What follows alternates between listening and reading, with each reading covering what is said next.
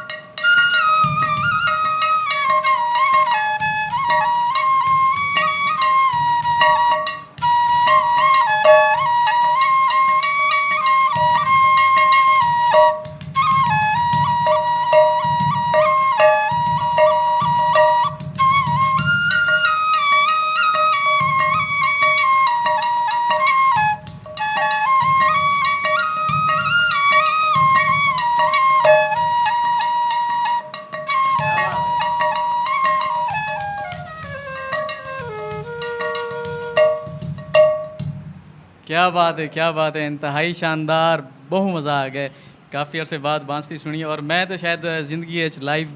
पहली दफ़ा बांसुरी सुनता पाया और वो भी इतना करीब करें और मेरी ये खुशकिस्मती है कि सब तो पहले बांसुरी लाइव मैं हसनैन भाई के ने सुनता बैठा और इंतहाई खूबसूरत वजह